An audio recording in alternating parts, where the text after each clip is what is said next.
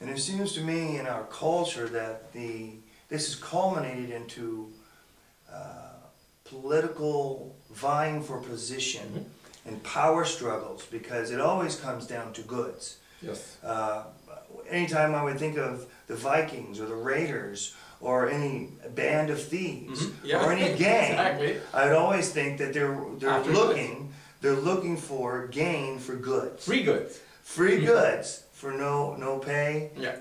no reimbursement. Just a bit of slashing and killing and you get some goods. Slashing, killing. Exactly. Okay. Now, here's what's... That put things in perspective to where we're at politically. So here's what's happened. Every socialist country says goods are rights. In fact, Communist Manifesto said the goods were rights, and they would allocate rights. What's even more scarier is that if you look at all the socialist countries, they are dying on the vine, they're bankrupt. Why? Because at some point, the population will say, I am tired of being a slave.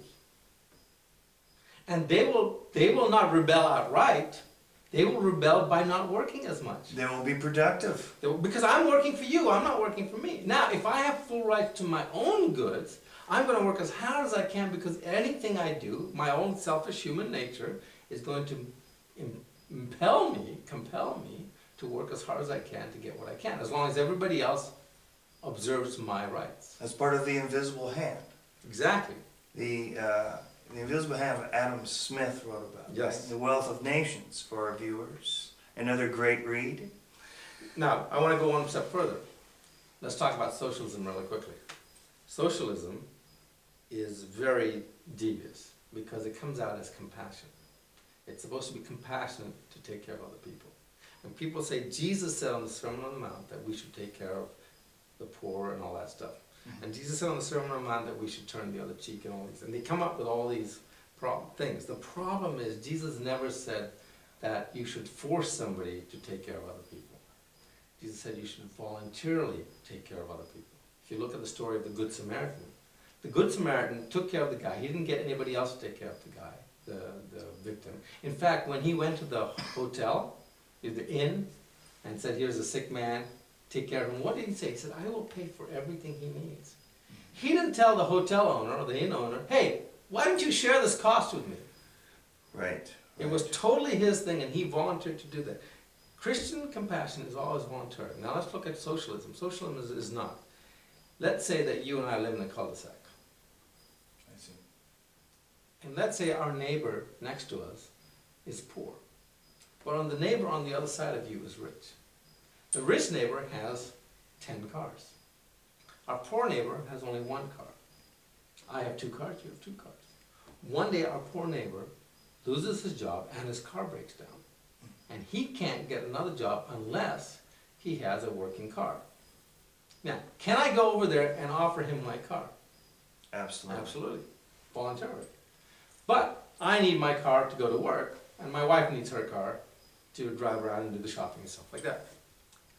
But our rich neighbor has 10 cars. Can I go to our rich neighbor and say, hey, could you give him a car? I can. But let's say our rich neighbor says, no, I don't want to give him a car. Can I go to my rich neighbor with a gun and say, hey, give him the car? Yes. I could, but that would be what? Immoral. That would be wrong. It would be theft. It would be theft. Okay, well that's just me. What if I take everybody in our cul-de-sac, say there are 10 people in the cul-de-sac, and you and I and the poor neighbor, and we all vote. And the vote ends up being 9-1 that he should be forced to give him a car. Now is it moral of me to go take that car from him and give it to the neighbor? No, it's still theft. Still theft. Okay, well that's just the 10 of us. Let's take the whole city and the mayor, and we all vote, and it's like 20,000 people to 1 that he should give the car. Is it moral for him to do it? Still theft. Still theft. Okay, let's go get the president. Barack Obama himself cast the vote, the 140th millionth vote, and it's 140 million to 1 that this man must give his car to that guy. Is it theft? It is to me. It is still theft. It's always theft because it's morally wrong to take that man's goods and give it to this man. So, if it's wrong for you as an individual to force somebody to give what part of their own hard work to somebody, it is immoral for anyone to do that. He can give it voluntarily. Socialism is stealing. It's theft. It's as simple as that. You don't hear that in churches today. No. You don't hear the conversation of theft today. It's interesting. Thou shalt not steal. Isn't that amazing? Thou shalt not steal. Isn't that one of the 10 Commandments? Yeah, well, that's illegal now. Take them 10 Commandments down. Well, this is a good conversation. So, let me ask you then, how can Christians become involved in politics without advocating theocracy? So I suppose we could back up and first explain what theocracy is.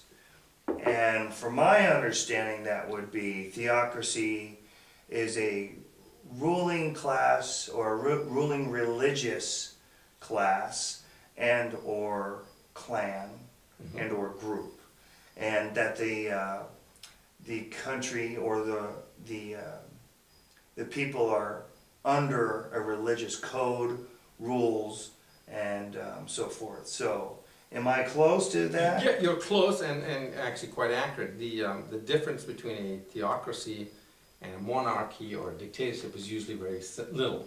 There really are, people say, you know, we have socialists to the left and fascists to the right. Okay. Really, there isn't that. I like to look at it as up and down. We have individual freedom up and some controlling, you know, controlled by a group of individuals down. And really you end up with an oligarchy, which is controlled by a few people. And the other extreme really is anarchy, which is controlled by no one. Now, we don't want anarchy. Right. As a group, we do need some sort of constraints on our society. But a theocracy is a sort of oligarchy where the church makes all the rules. Okay. And what many people think is that Christians want a theocracy. Right. Now, this couldn't be further from the truth. Christians are scared to death about theocracies. America was started because we didn't want theocracy. And a theocracy would be, I mean, imagine, we can't get along, I mean, take a group of Baptists, right? They can't get along with themselves. Now imagine that one Baptist group gets to dictate all the laws for the other Baptist group. It wouldn't work. Now forget about Baptists. You think that the Baptists want the Catholics making the rules? You think the Baptists want the Presbyterians making the rules? You think nobody wants a theocracy? So I think one reason that people misunderstand this point is that often you'll hear folks say that America is a Christian country. Right. And so the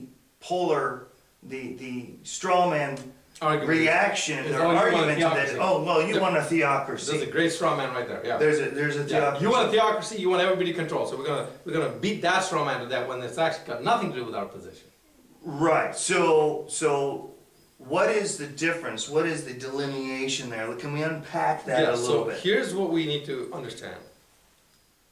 We are a republic. And a republic is different from a democracy. A democracy is basically, a republic has two things that qualify as a republic. One, we are under a primary moral code, just like the Jews.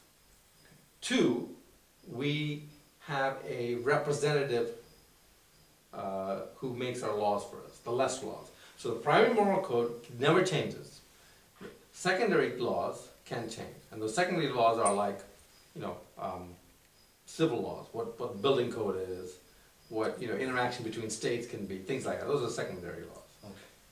Primary laws, don't kill, rights. So the Constitution is our primary law. Yes. Okay.